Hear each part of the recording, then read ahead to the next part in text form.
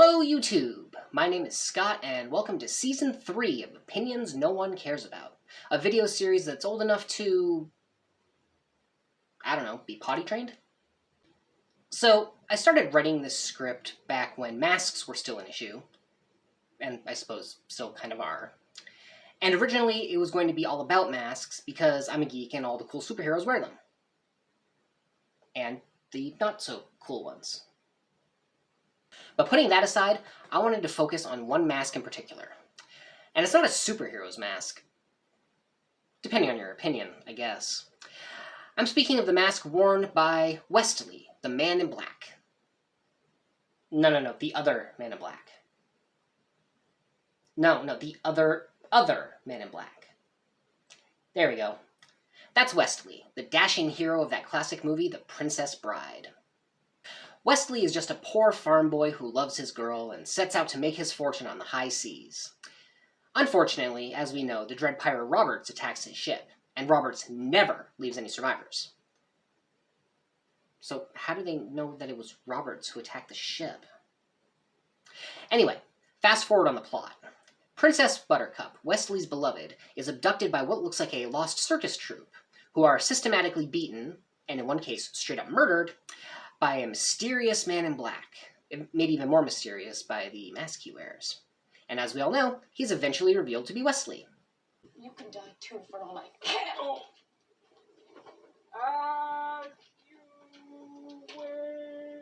Oh, my sweet Wesley. What have I done? Pushed him down a hill? Was that not obvious? But anyway, Wesley's mask. It's suitable enough for his purposes. It covers half of his face, though not the half that would make it acceptable in this day and age. And apparently it's terribly comfortable. It's just terribly comfortable. I think everyone will be wearing them in the future. You know, he was right. If not for the best reason. But I think there might be more to the mask than that. And if you remember an episode from last season, you might see where I'm going with this. Is Wesley's mask magic? No! No! No! No!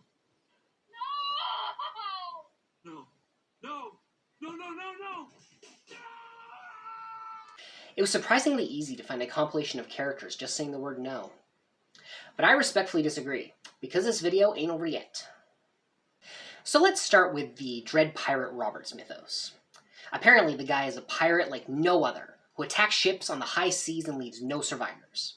So let's bring back my hastily discarded question from earlier.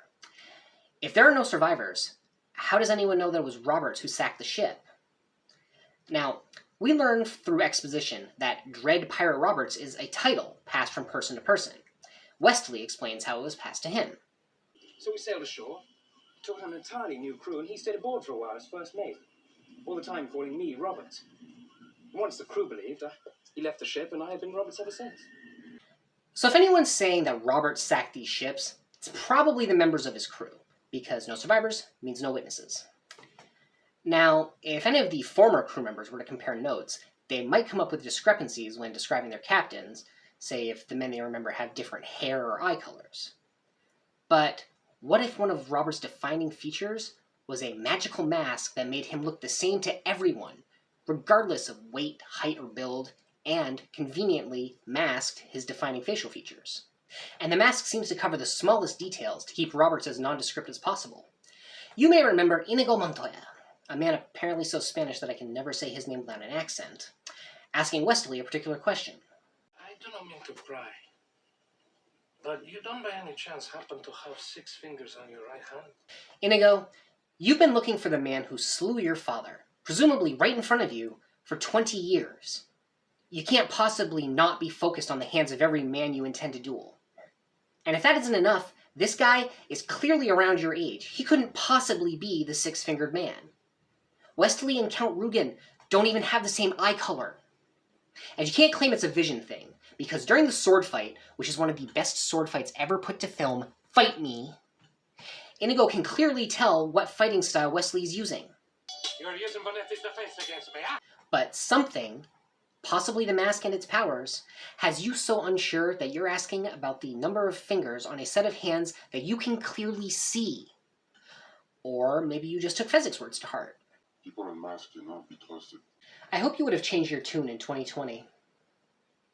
And if that doesn't work for you, consider the end of the movie.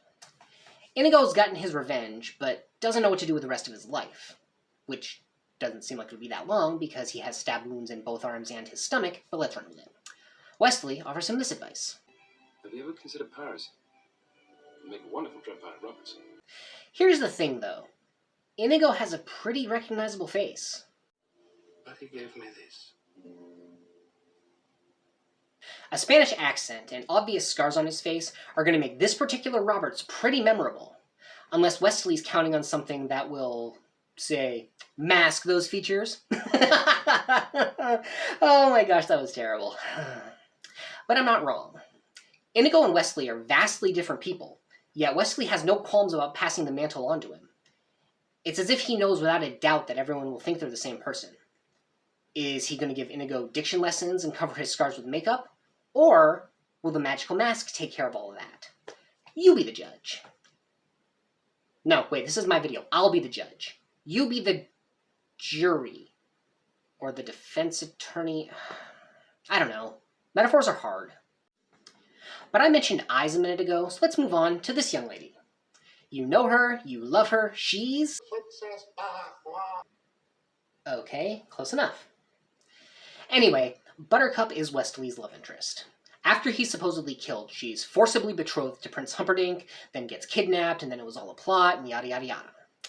Along the way, she's rescued, or as she sees it, re-kidnapped, by the man that she assumes to be the Dread Pirate Roberts. She's understandably mad at him for killing Wesley, and explains who he was to her. And when she does, she utters the line that proves my theory. Germans love David Hasselhoff. Sorry, wrong clip. But I wrote this not long after Norm Macdonald died, and I couldn't resist. Rest in peace, sir. Anyway, this is what Buttercup actually said. A farm boy, poor and perfect, with eyes like the sea after a storm. Really, Buttercup? Eyes like the sea after a storm, you say? Quick question. Did they happen to look anything like the eyes of the man looking directly at you as you say that? Buttercup has Wesley's eye color committed to memory, and she can recall it perfectly 5 years after he was presumed dead. But there he is sitting in front of her, watching her with those same eyes, and she doesn't realize it's him. She loved him so much that his death had this effect on her. I will never love again. But he's right there in front of her with those eyes, and nothing. Not a spark of recognition. Not until she pushes him down a hill, you know, as you do. He says his catchphrase, she recognizes her mistake and throws herself down after him, and we get to this point. Can you move at all? No, you're alive. If you want, I can fly. Yeah, she recognizes him now, doesn't she? And by what I'm sure is pure coincidence, he's not wearing the mask. The thing that was covering half of his face, but not the eyes that she somehow couldn't recognize, is gone. And only now can she see him for who he really is. The only explanation, or the only one I want to come up with, is that the mask is magic. So now we have to ask ourselves some questions. Where did this mask come from? How did Roberts acquire it? Does it have any other powers? And most importantly, who made it? Now, I've thought about this for a while, and as far as I can see, there's only one person who can be responsible. You guessed it. Frank Stallone. Come on, I couldn't use one of his running jokes and not the other one. That's just bad writing.